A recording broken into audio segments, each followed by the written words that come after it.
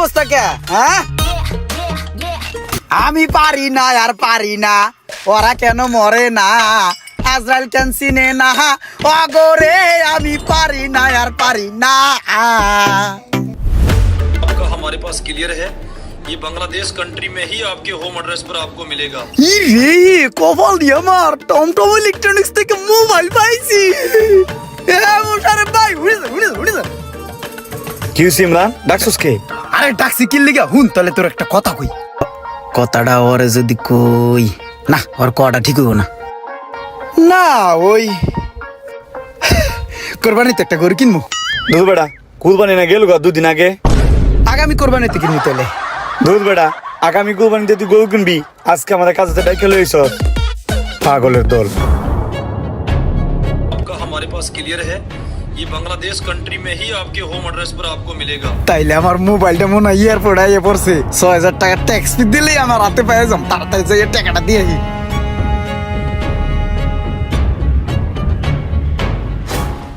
দুইটা দিন হয়ে গেল, অফিসার আমার মোবাইলও ধরতেছে না, আমার মালটাও পাঠাইতেছে না। একটা ফোন দিয়ে দেখি। বন্ধু, মোবাইল বন্ধু। হাই হাই, আরেকবার দিয়ে দেখি। বড় বন্ধু, হাই হাই, কোন প্রতারক চক্রের হাতে পড়ে আবার ধরা খেলাম নাকি? ও আমি তো মনে হয় ধরা খাইছি, নাহলে বারবার মোবাইল বন্ধু দেয় বুকে আমার লগে যোগাযোগ করবো নাকি? আমি যে ধরা খাইছি এটা যদি বন্ধু বান্ধবে জানে আমার তো পচায় ভাড়ায় লাগবো না। ওর কাছে কম যাবো না যে আমি ধরা খাইছি।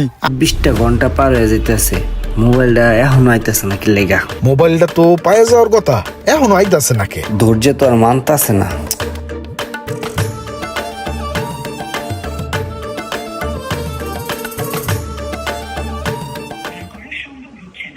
দুঃখিত। দুঃখিত মানে দেখি তো আরেকবার ট্রাই কইরা। কি রে বারবার দুঃখিত কইতাছে? ঘটনা তো পাইটু লাগতা হে। এতবার ট্রাই করার পরও দুঃখিত কইতাছে, তাহলে কি বাস খায় গেলাম গা? ও ইয়ার, ৬,০০০ টাকা ধরা খাই গেলাম রে। তো মনে হইতেছে আমার মফিস বানাই দিল, ৬,০০০ এইভাবে ধরা খেয়ে গেলাম গা। চারপাশে ঘাস খাইলাম, একটা বাস। একটা বাস মারা খাইলাম রে, এখন না পারি সইতে না পারি কইতে। ৬,০০০ টাকা এমনি গেল গা। ধরা খাইলাম আমি আর মোরাইতেছে ওরা। মনে হয় বাস আমি না ওরা খাইছে। ৬,০০০ টাকা এরকম করে বাসটা খাইলাম, না পারি কইতে না পারি সইতে। এর কথা এখন বড় কইতে পারতাছি না রে। কি যে করবো এখন কিছুই বুঝতাছি না। আমি তো একটা জিনিস বুঝতাছি না রে মামা, ধরা খাইছি আমি, তোরা কিনলে গা মোরাইতেছস। ইস রে, কতগুলো টাকা আমার চলে গেল। কিরে তোর এই অবস্থা কে? হ্যাঁ, আমি পারি না আর পারি না, ওরা কেন মরে না, আজরাইল কেন চিনে না, অগরে আমি পারি না আর পারি না। আমি হয়তো 2 দিন পরে মরবো, আগে বললো কি ক্ষতি, এই দুনিয়ার রং তামাশা বুঝলাম না রে একরতি। কিরে মামা, অস্কার পাওয়ার মতন একটা গান গাইয়া লাইলাম, তোকে চেহারাতে কোনো হাসি বেড়ে না, মনে হইতেছে তোরা শোকা হতো। কোনো মারামুরা খাইছিস নি? ডাল মে কুছ কালা লাগতা হে, কা হুয়া? একদম কথা কবি না ইমরান, একদম কথা কবি না, তোর লেগে মারা খাইছি। এই বেটা তুই যে আইফোন 15 প্রো ম্যাক্স পাইছস, এটা কই দেখা। হ্যাঁ মামা, তাহলে তোরা মারা খাইছিস না? ৬,০০০ কইরা আমার মতন লোভে পড়া বক্স নাম্বার 8-এ ট্যাক্সি দিছ ৬,০০০ টাকা। কি এই কথা জানো কেমনে? কিরে ৬,০০০ টাকা মারা খাইছি, এটা তুই জানোস কেমনে? আমি জানি না, জানবো কেডা, কারণ কামগুলো তো আমি করছি। হ্যালো হ্যালো, আসসালামু আলাইকুম। আমি কাস্টম অফিস থেকে মোহাম্মদ পরশ বলতেছিলাম। আপনি কি আমার কথা শুনতে পাচ্ছেন? জি জি জি জি। স্যার, আপনার মোবাইলে একটি ভিডিও বার্তা পাঠানো হয়েছে। আপনার একটা পার্সেল আসছে টমটম ইলেকট্রনিক্স থেকে।